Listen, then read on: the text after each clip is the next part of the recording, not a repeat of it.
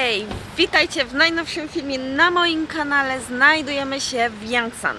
Jest to miejscowość oddalona o godzinkę od Busan i można by to tak powiedzieć, że jest na granicy z Ulsan. Niedaleko naprawdę znajduje się tutaj Ulsan, a jesteśmy tutaj na wycieczkę, żeby sobie pojechać w bardzo fajne miejsce. Ja po prostu czasami lubię sobie przejrzeć Instagrama, co ciekawego można w Busan i niedaleko Busan zobaczyć. I właśnie wyskoczyło mi to miejsce.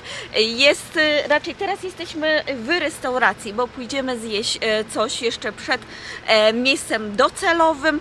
Jest tutaj restauracja znana z bibimbapu, więc skosztujemy najpierw bibimbap, a potem pojedziemy do miejsca, gdzie niby bardzo ładnie wygląda jesienią, kiedy właśnie liście zmieniają swoje kolory i my się tam wybierzemy. W tym momencie jeszcze Eliasz śpi, więc czekam aż się obudzi i do nas dołączy, więc postanowiłam, że szybko jeszcze nagram takie wejście, żebyście mieli obraz, co będziemy jeszcze robić. To miejsce ogólnie bardzo ładnie wygląda na zdjęciach, dlatego chciałam tam pojechać, a jest to świątynia buddyjska, usytuowana niedaleko w górach, więc i mam nadzieję, że tam nie będziemy mogli się na spokojnie dostać. Idę zobaczyć teraz, czy Eliasz już w końcu się obudził i idziemy. Staying on? Alright, 1, 2, 1, 2. Let's keep it rolling. Yeah.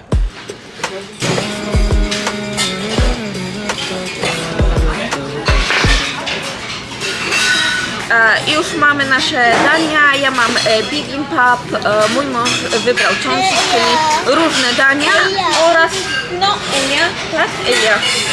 I oraz dostaliśmy pajon. Moje danie jest bibimbapem na zimno, czyli od spodu w zwykłej takiej misce metalowej mam ryż. Na górę są ułożone warzywa oraz jajko i posypane sezamem. Mam też pastę gochujang, jeśli bym chciała więcej spicy, czyli na ostro, ale ja chyba użyję sobie tylko troszeczkę. Do tego mamy bardzo dobrze wyglądający pajon, czyli taki koreański placek. Oczywiście ten placek jest razem z zieloną cebulką, ale oczywiście nie udało mi się go jakby to urwać razem z zieloną cebulką, więc jem w taki sposób i maczamy razem z sosem. Bardzo podobnie smakuje jak naleśnik, jeżeli nie mamy właśnie żadnych warzyw albo owoców morza, ale ma taki troszkę inny posmak. Yes, it's not rice. Ogólnie bibimbap jest tak, że na dole jest ten ryż, ale to najczęściej jest dolsot bibimbap. A tutaj dostaliśmy właśnie gyeongbap, czyli w miseczce osobno, który jeszcze właśnie ryż jest ciepły, więc mieszamy.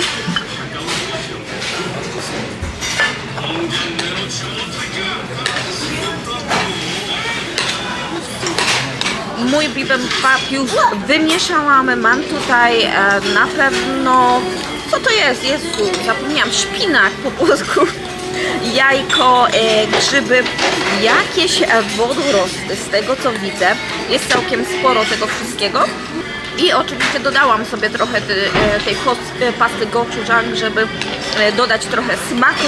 Aha, i jeszcze są kiełki. Smakuje całkiem nieźle. To trzeba naprawdę lubić warzywa i te takie specyficzne koreańskie warzywa.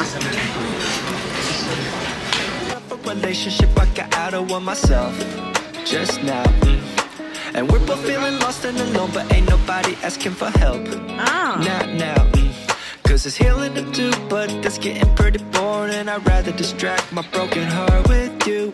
Jesteśmy już po jedzeniu, było całkiem smacznie, chociaż ja jestem bardziej fanką Dolsot Bibimbap niż takiego zimnego bibimbapu w misce. I teraz właśnie zmierzamy do miejsca docelowego, do którego mieliśmy właśnie tam przyjechać dzisiaj.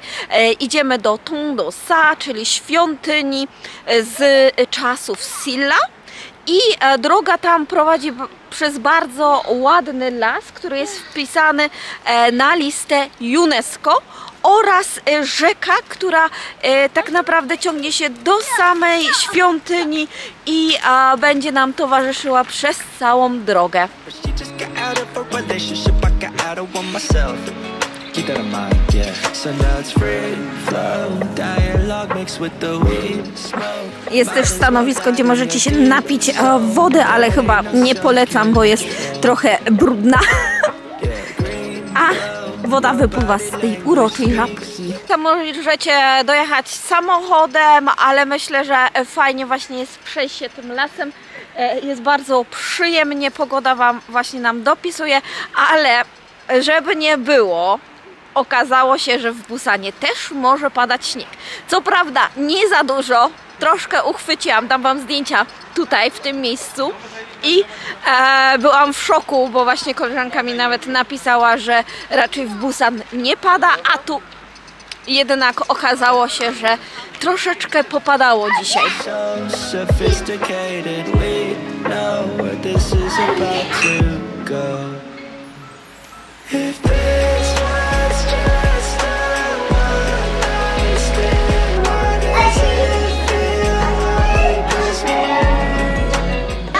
Przeszliśmy teraz do kawiarni, wypijemy sobie po kawie. Dla Eliasza będzie dalki latte, czyli taka latte truskawkowa, która nie ma kawy oczywiście, jest tylko taki napój, a pani zrobi specjalnie dla nas na ciepło, więc fajnie jest tutaj zrobione, bo sama kawiarnia jest w takim ala hanoku, można powiedzieć. Znaczy to nie jest hanok, to jest pagoda. W pagodzie, która została zabudowana. A jest to po drodze właśnie do miejsca, do którego zmierzamy. Już mam nadzieję, nie został nam za duży kawałek, ponieważ obawiam się, że możemy spotkać, raczej w kawiarni jest zachód słońca, ale obawiam się, że jeżeli zajdzie słońce i nas to spotka, to wtedy będzie zimno. Niestety się zrobiło całkiem zimno, dlatego też jesteśmy już troszkę cieplej poubierani wszyscy.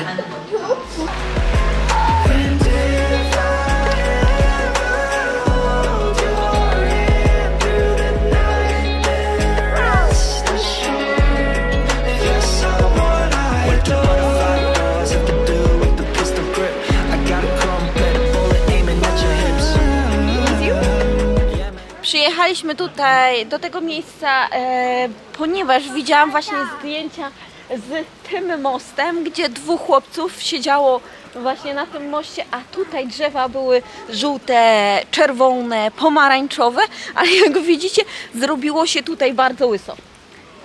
Przed chwilą tak mocno wiał wiatr, że byłam zszokowana, dlatego pewnie dlatego już tutaj liści już dawno nie ma, bo naprawdę wieje tu mocny, silny wiatr.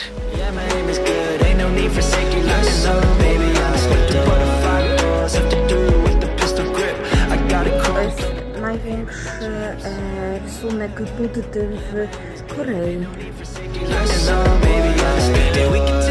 Time, there ain't no need to rush. You ain't got no boyfriend to go home to. You see, it's only 4 o'clock. The birds have yet to chirp. Let's sweat it out until the sunlight shines right through. But I can't get away from feeling blue. Every time I'm without you, are these the consequences? Are there other parties involved, or is it solo business? It's better you know the city is cold, and I can't afford you running your mouth, especially given the fact that we're told there's enemies in this industry that will pray for our demise. Man, there's whack actors and backstabbers. A spójrzcie, jak wygląda cały ten kompleks.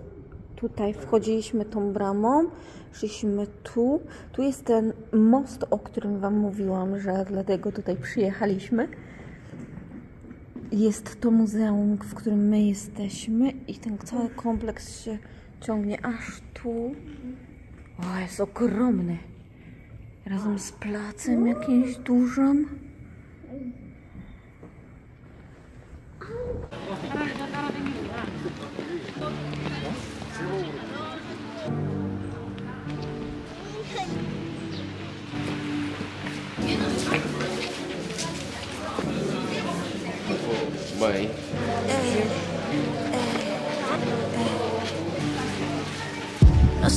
I think they will die. Miejsce jest naprawdę stare. Niektóre z tych budynków są nawet datowane na 1336 rok, więc naprawdę wow, że się tak ładnie utrzymały, tym bardziej, że tak jak typowo budynki buddyjskie, świątynie buddyjskie są w większości odnowione, to tutaj widać jednak, że czas zostawił swoje ślady i budynki są drewniane, farba już odeszła i jak widzicie, naprawdę to wygląda. Pierwszy raz jestem w takiej świątyni, gdzie nie zostały jeszcze wyremontowane, odmalowane, dlatego to drewno przebija, a farby już nie ma, albo są naprawdę odrobina pozostałości. Na przykład ten budynek widać albo był odrestaurowany, albo lepiej już się zachował. A tam na przykład z lewej to w ogóle jakby nowo postawione, bo na przykład mają już przesuwane drzwi, wymienione okna na szklane, więc naprawdę jest tutaj spory miks budynków w różnych jakościach, można by tak powiedzieć. Jest naprawdę spory miks tutaj i ciekawe miejsce, bo wydaje się bardzo duże. Dookoła właśnie mamy góry, co bardzo ładnie tu wygląda. Już co prawda nie widać słońca, ale i tak ma to swój fajny klimat. W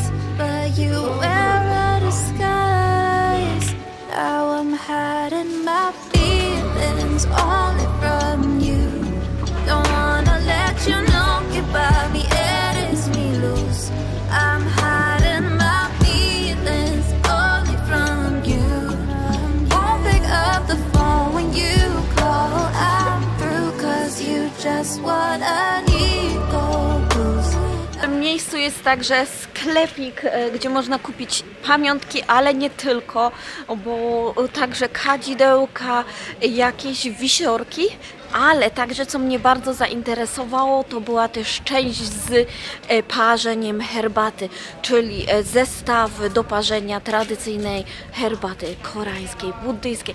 Naprawdę piękne te zestawy były, szklane, porcelanowe, ręcznie robione oraz takie, które masowo można kupić także gdzieś indziej.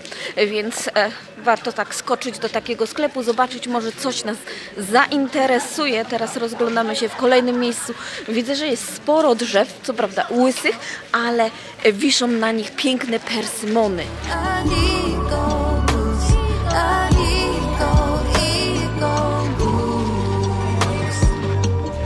Mamá me dijo que no te debería confiar. You just wanna get in my bed. A ti no te importa. Now my friends told me what you did. You didn't give a shit. Thought I would come back to you, but your plan is falling through. I may see through your lies. To już jest koniec naszej wycieczki, będziemy uciekać do domu. Jak widzicie, zaszło słońce, więc robi się całkiem chłodno. Moje policzki zrobiły się czerwone. Z takich ciekawostek można też w tej świątyni odbyć temple stay, czyli zostajemy tam na dzień, na 2 dni i noc, pewnie za pewną opłatą. Dam Wam znać, jeżeli znajdę informacje o tym, dzięki czemu możemy skosztować trochę życia jako mnich. Pewnie rano się wstaje około 5. Modlitwa, jedzenie takie typowo świątynne, czyli wegetariańskie. I tyle chciałam Wam opowiedzieć, tyle chciałam Wam pokazać dzisiaj. Dziękuję Wam bardzo, że byliście razem ze mną. Zapraszam do polajkowania, subskrypcji kanału i widzimy się kolejnym razem. Bye!